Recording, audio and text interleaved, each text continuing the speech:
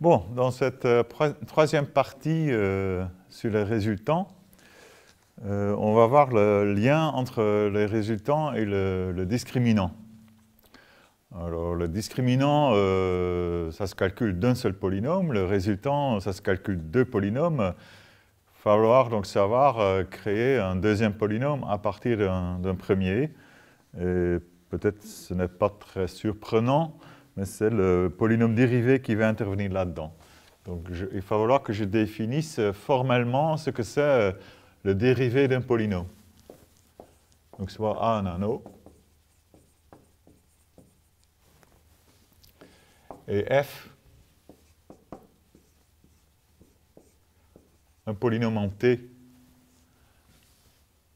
A0Tm, A1, T puissance M-1 plus A indice M, un polynôme en T.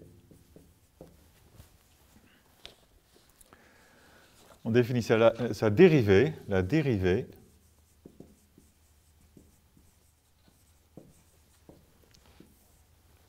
c'est purement formel, la dérivée de f, on va le noter f' comme en analyse, mais elle est définie non pas par une limite, il n'y a pas de limite dans cette histoire, on ne peut pas prendre de limite dans des anneaux qu'on considère.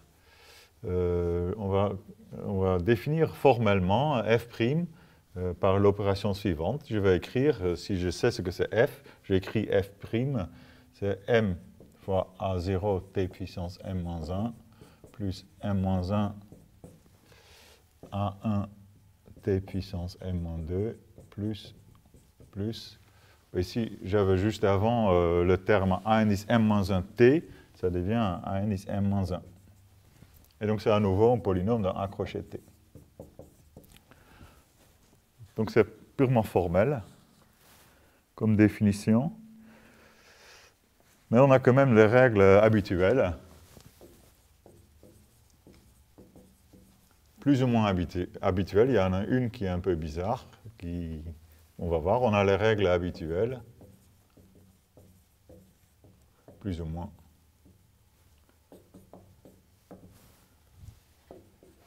Qui se démontrent très facilement. La dérivée de la somme, si j'ai deux polynômes, la dérivée de la somme, c'est la somme des dérivés.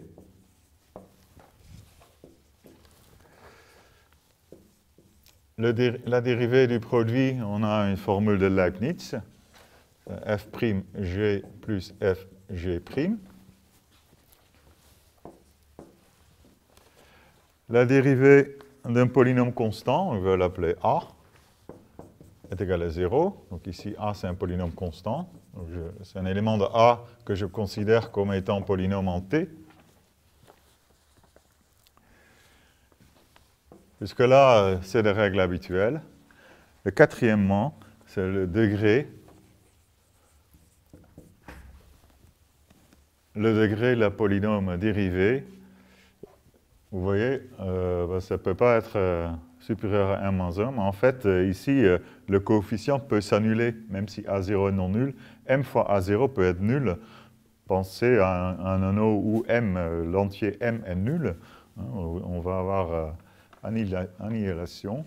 Et donc le degré de f', annulation, donc le degré de f' est inférieur ou égal au degré de f moins 1. C'est tout ce qu'on peut dire de manière générale. Il faut peut-être donner l'exemple ici, un exemple où on voit que ce degré peut être vraiment très petit. En fait, je prends f, le polynôme t puissance 2k, c'est un polynôme à coefficient dans z modulo 2 en t. Donc f', c'est par définition 2k t puissance 2k moins 1, k étant ici un entier naturel.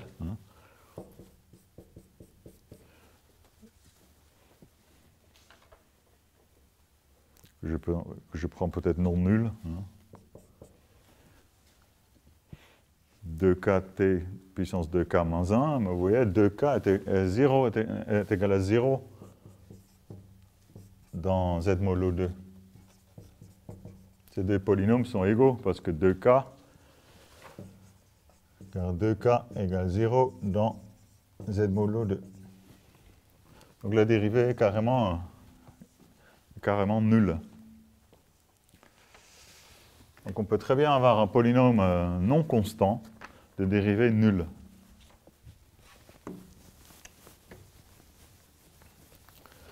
Donc ici, en l'occurrence, le degré de la dérivée, c'est le degré du polynôme nul qui est égal à moins l'infini.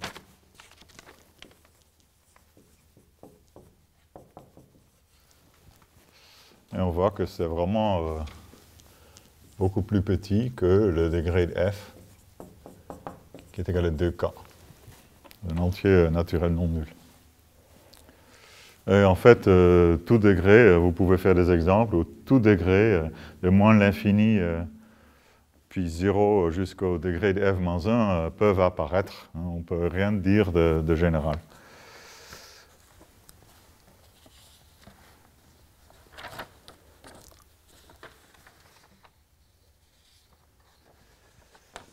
Seulement, si on sait quelque chose sur l'anneau, si par exemple, tout à l'heure, la m fois a0 est non nulle dans l'anneau, là, on sait que le degré est égal à degré de f-1. Donc ça, c'est la proposition suivante.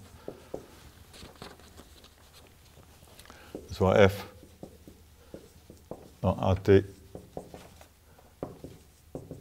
degré m au moins égale 1, et soit a0, le coefficient dominant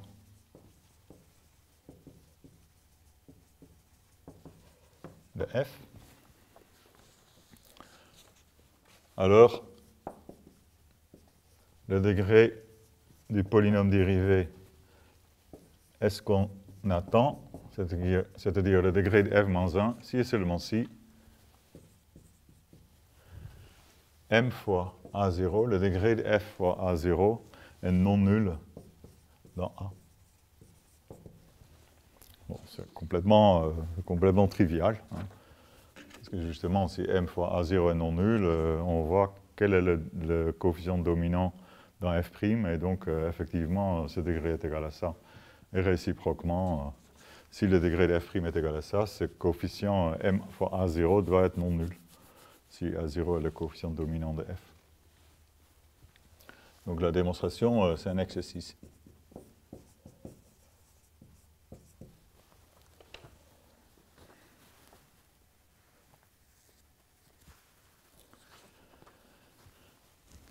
Bon.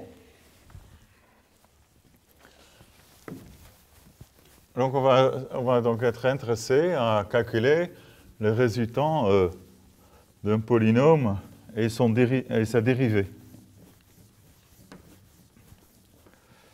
Alors on va le faire d'abord dans le cadre universel. Il faut bien faire la chose parce que, voilà, on verra qu'il y a quand même une petite subtilité dans cette histoire.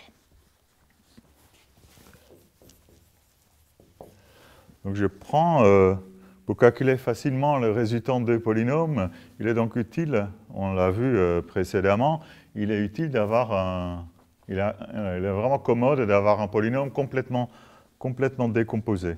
Donc je vais prendre un polynôme universel complètement décomposé. Donc f égale à a0, t moins x1, facteur de t moins x2, t moins xm. Donc un polynôme dont les coefficients sont dans l'anneau a0, x1 jusqu'à xm. Et je considère, comme toujours, les polynômes comme étant des polynômes en une indéterminée, à savoir t. Donc c'est le polynôme universel.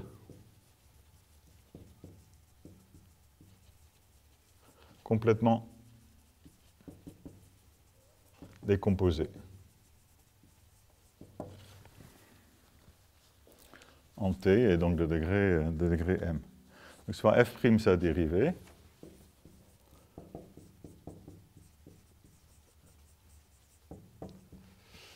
On vient de définir de manière générale la dérivée d'un polynôme. Là, j'ai un polynôme en T, à coefficient dans un anneau compliqué. Ben, voilà, je sais donc ce que c'est sa dérivée. Pour le calculer explicitement, on a envie de développer ici et d'appliquer la définition. C'est pas ce qu'on va faire. Hein. On va plutôt utiliser Leibniz. C'est un produit de polynôme degré 1, ça va être plus pratique. Bon, bref. Alors, l'énoncé, c'est que le résultant des polynômes f et f', c'est a0 puissance 2m-1 que multiplie le produit sur xi moins xj, où i et j vont de 1 à m, tout en restant différents.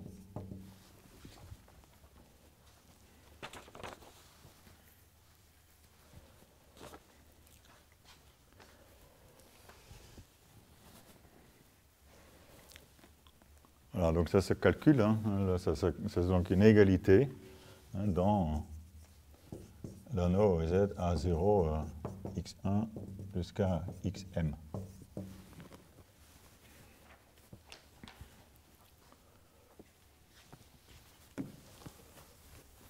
F et f' sont des polynômes à coefficient dans cet anneau, donc le résultant, c'est un élément de cet anneau-là.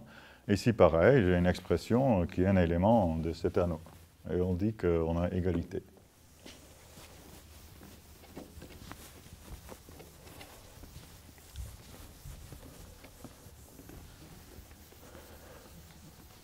Alors, comme je disais, ça se démontre assez facilement puisque le polynôme est complètement déployé. Donc, pour la démonstration,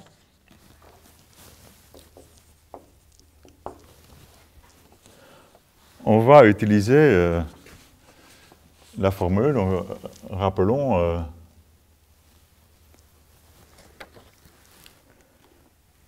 bon, on le verra tout à l'heure. On va déjà commencer par calculer la dérivée de f.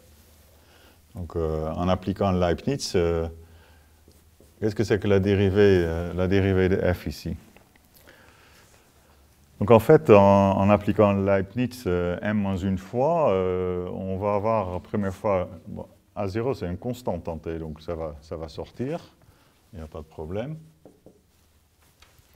Après, on va avoir la dérivée du premier facteur qui est égal à 1, que multiplie le reste.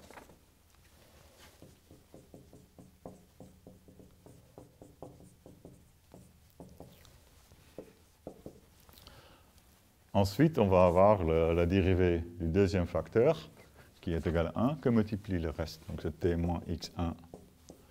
Et on n'a pas t moins x2, donc après on a t moins x3, jusqu'à t moins xm, etc. Autrement dit, c'est une somme. C'est une somme, disons A0 fois j va de 1 à m, toujours un produit de facteurs de ce style-là.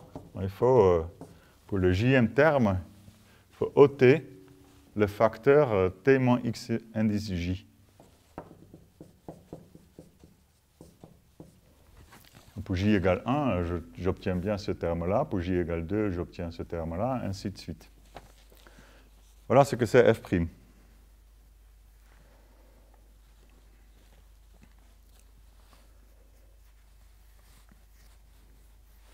Donc en particulier, je vois ce que c'est f' évalué en xi. Qu'est-ce que c'est que f' évalué en xi? Ben, si je substitue pour t, je substitue xi pour t. Ben, dans plein de termes vont être 0, sauf le terme où justement j'ai ôté le facteur t moins xi.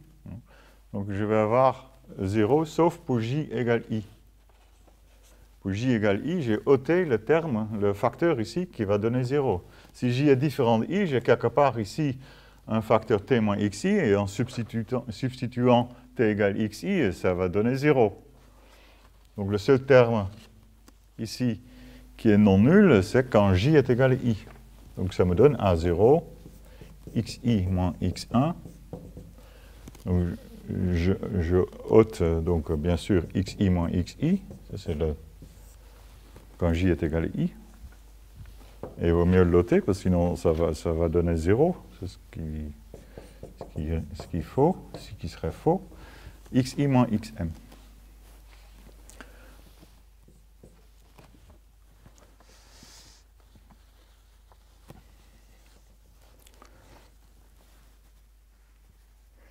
Donc du coup, ce qui est intéressant ici, c'est que ça montre que f' de xi, voilà, on a une expression pour f' de xi, et donc maintenant on applique une formule qu'on a vue dans la partie précédente, et on peut calculer le résultant de f et f' comme le produit, donc c'est A0 puissance m-1, donc c'est le coefficient dominant de f à la puissance le degré de f', f' est le degré m-1, que multiplie f' évalué en xi, où i va de 1 à m. On a vu une formule comme ça, résultant de fg, c'est a puissance m-1 produit de g de xi. Je prends g égale f', et voilà la formule qui nous donne le résultat. Or, je viens de calculer f' de xi, donc je substitue. Donc ça donne A0 puissance m-1, produit i va de 1 à m, A0. Et là, j'ai donc un produit, disons, j va de 1 à m, tout en étant distinct de i,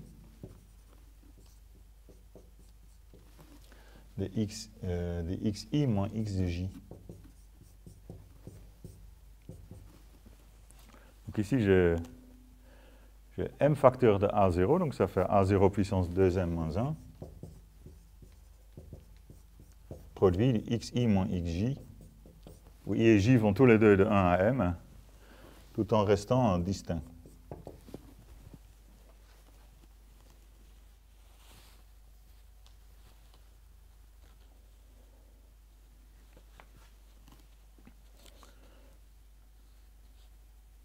Voilà, donc ça démontre cette formule-là.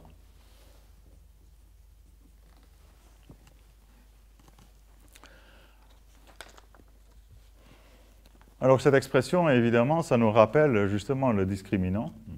C'est le discriminant du polynôme universel unitaire, ici, si je mets A0 égale 1. Donc justement, si j'applique cette proposition, si j'applique la proposition, je vais peut-être effacer ici.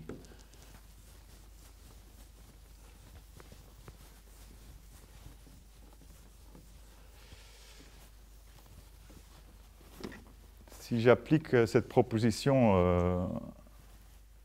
à un polynôme unitaire, ou voilà, donc c'est un corollaire.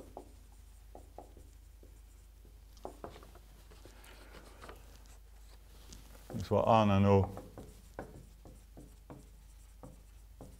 et F dans A crochet T unitaire.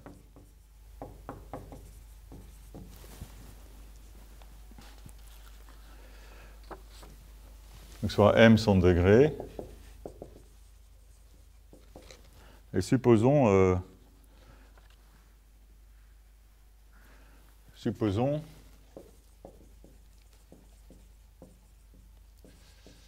que la dérivée de f va de degré m-1, parce que c'est ce qui se passe ici, donc pour bien faire la chose, c'est plus facile de traiter le cas où le degré de f' c'est m-1. Donc ça correspond ici, comme f est unitaire, ça correspond exactement à dire que m est non nul dans A.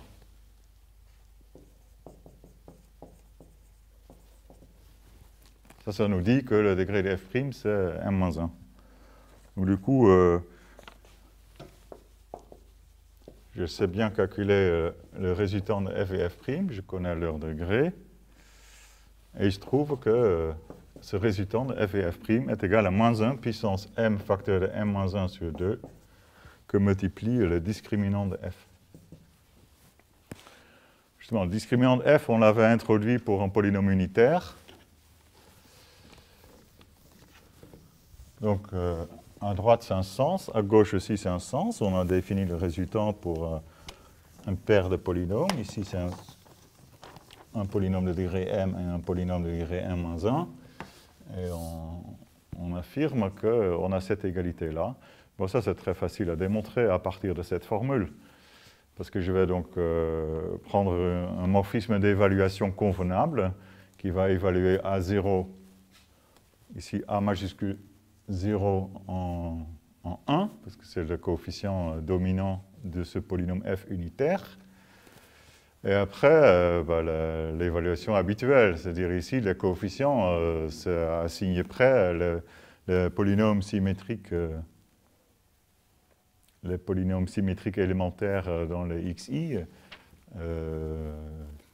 qui vont être évalués assignés près au coefficient de f. Donc on va évaluer tout ça.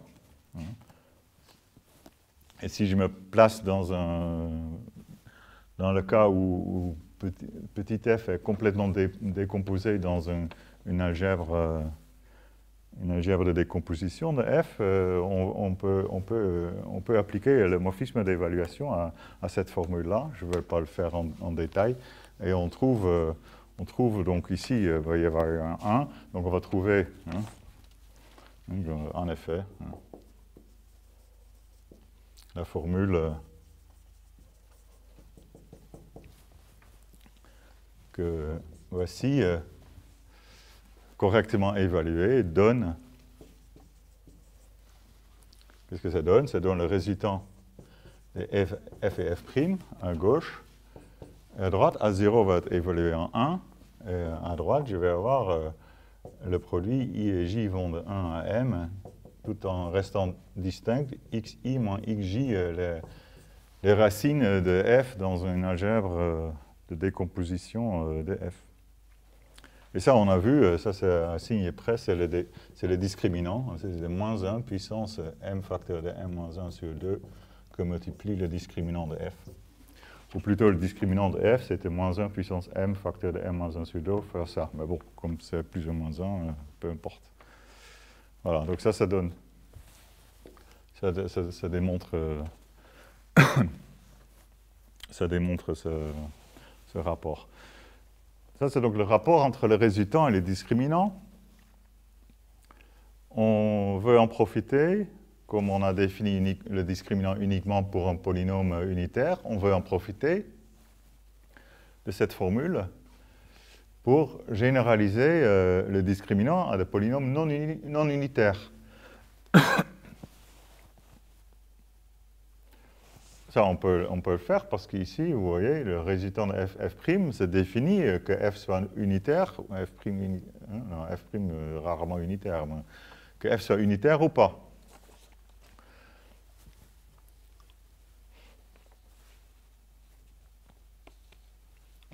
Donc, on s'attendrait peut-être à avoir comme définition générale, delta de f, c'est moins 1 puissance m facteur de m-1 sur 2 fois le résultant de f.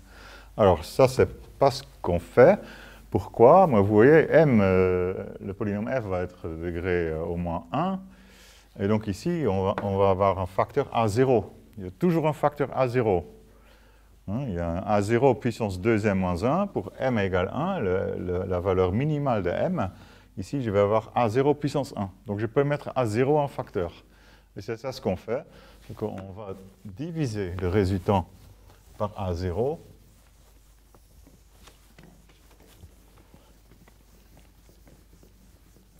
Et c'est comme ça qu'on va généraliser le discriminant.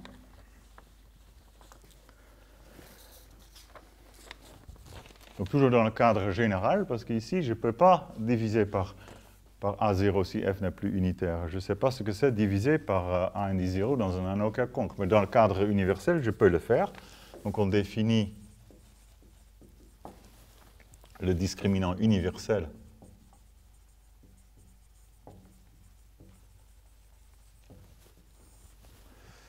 d'un polynôme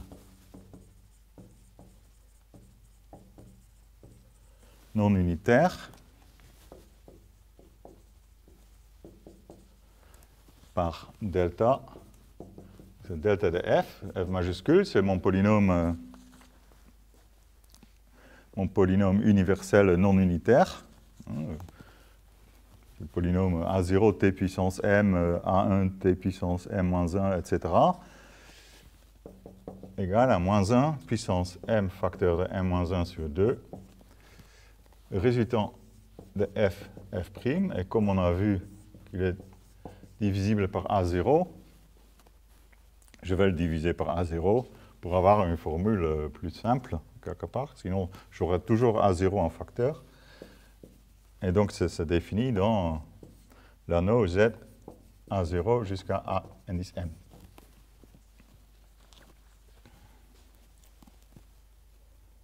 Voilà la définition du discriminant universel. Donc, on va déjà, universellement, on va diviser ce résultant de f et f' par A0. Et si maintenant on veut définir le discriminant d'un polynôme non unitaire f dans A crochet t, donc si f est dans A crochet t, donc non forcément unitaire,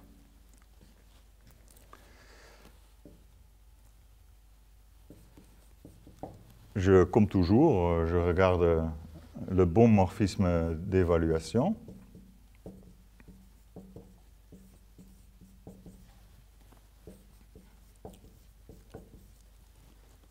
Donc ici, degré de f, c'est toujours m, bien sûr, pour que ça colle au degré de f majuscule. Et j'évalue donc le AI en petit a indice i, t en t, de façon à ce que f majuscule soit envoyé sur petit f.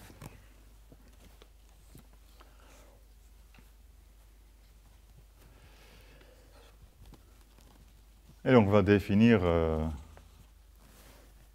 donc ça me donne en particulier un morphisme d'anneau de Z crochet A0 à AM dans A, et je peux donc appliquer phi sur cette expression-là. Ça c'est un polynôme dans Z, malgré les apparences ici, c'est un polynôme dans Z crochet A0 à M, et on va définir le discriminant du polynôme f dans A crochet T comme phi de delta f majuscule. Donc on définit le discriminant, que f soit unitaire ou pas, le discriminant de f par, je prends le discriminant universel. Je prends le discriminant universel, delta de f majuscule, qui est un polynôme dans Z crochet A0 à AM, et je prends son image par phi. Et donc c'est un élément de A.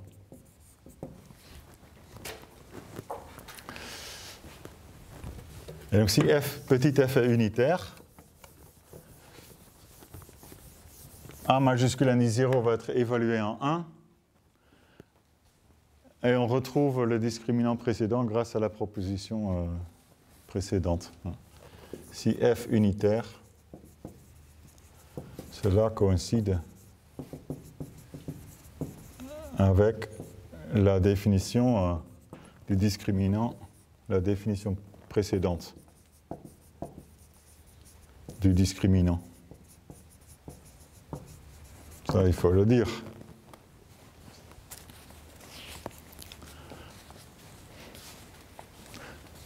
J'aurais peut-être dû dire plus explicitement. Delta de f, c'est quoi? C'est donc, vous prenez cette formule-là, moins 1 puissance, que je peux sortir d'ailleurs.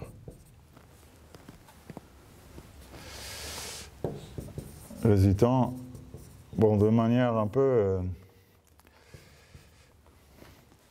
je vais l'écrire carrément comme ça, de manière un peu vague, parce que vous pouvez dire, mais c'est quoi là, divisé par A0 dans l'anneau A, Peut-être qu'A0 c'est un diviseur de 0, je ne sais pas ce que c'est le quotient.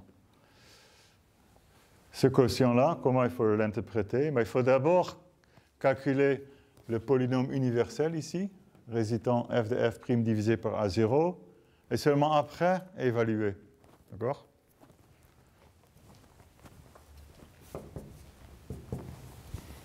Donc je mets entre guillemets, parce que vous pouvez dire résultant de ff', c'est un élément de A. Qu'est-ce que ça veut dire divisé par A0 dans A? Je peux diviser par A0, mais si A0 est un diviseur de 0, le quotient n'est pas uniquement déterminé. Alors comment il faut faire? Il faut d'abord calculer cette expression, ce polynôme universel, et après l'évaluer. C'est ça ce que ça veut dire. Donc le mieux, c'est quand même dire ça. Mais bon. On va voir ça sur un exemple explicite, bien sûr, parce qu'on aimerait bien retrouver le discriminant d'un polynôme de degré 2 habituel. Donc on va faire comme exemple, pour terminer, je vais d'abord faire dans le cas universel, c'est comme ça qu'il faut faire. Soit f, le polynôme universel de degré 2. Donc je ne vais plus écrire A0, A1, je vais carrément l'écrire A majuscule T2 plus B majuscule T plus C. Donc c'est le polynôme universel à coefficient dans Z crochet ABC en T.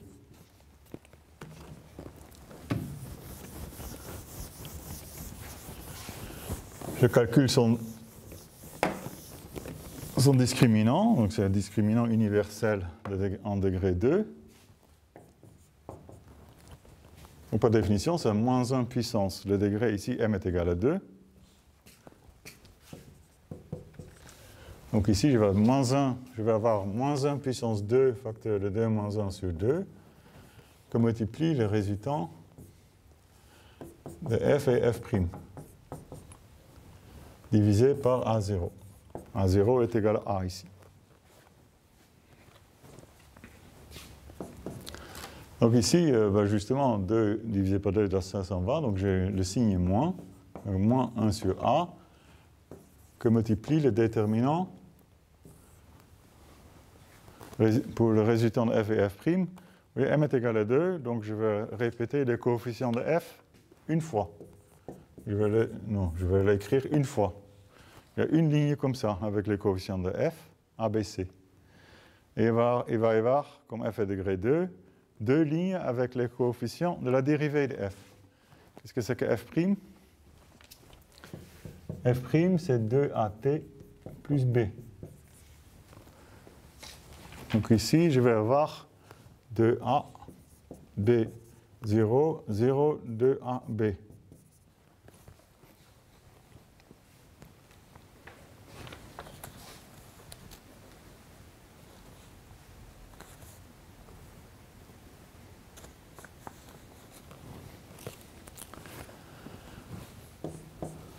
Donc on va calculer ce déterminant.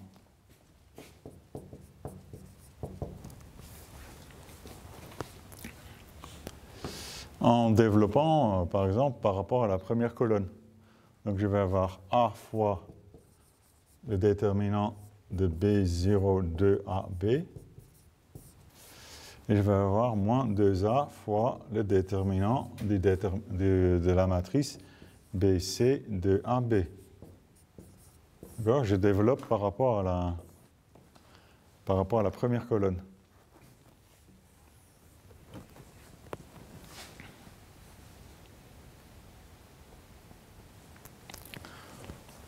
Donc je vais avoir moins 1 sur A fois, oui, donc j'aurais pu tout diviser par A déjà, c'est peut-être plus simple. Vous voyez, là j'ai A et là j'ai A, on va tout de suite, justement en développant par rapport à la première colonne, on voit effectivement que la première colonne est divisée par A. Vous voyez, donc je peux ici en fait simplifier et diviser ici tous les termes par A. Là, on voit une action, en cas explicite, qu'effectivement, ce résultant universel f' là, est divisible par A. Donc ici, je vois le déterminant de cette matrice, c'est b carré, avec un signe moins, moins b carré. Ce qui est bizarre d'ailleurs.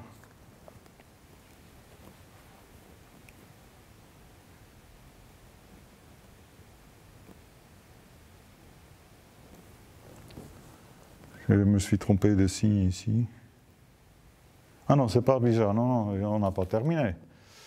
Ici, j'ai moins 2 fois moins 1, ça fait plus 2. que multiplie le déterminant de cette matrice. C'est b carré moins 2ac.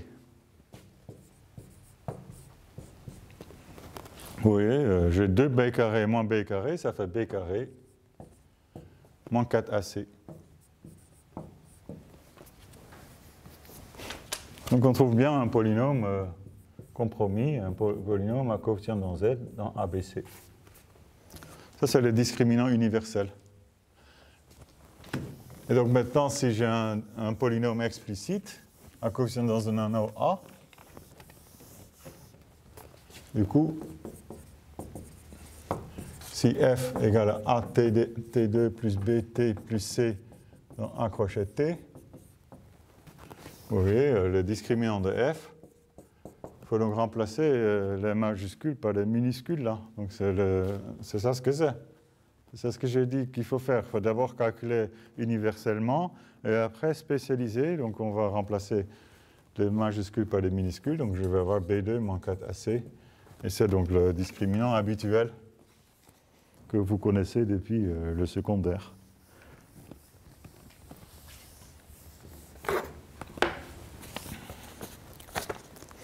Voilà. Après, on pourrait en pousser plus loin et généraliser sous quelles conditions est-ce que les discriminants s'annulent en termes des racines de f, mais bon, on ne va pas passer non plus plus longtemps sur ces histoires-là. En tout cas, ça explique bien le lien entre les discriminants et les résultants et permet de généraliser les discriminants pour un polynôme non unitaire. Voilà, est-ce que vous avez des questions? Non? Bon, on va s'arrêter là, on va faire une petite pause.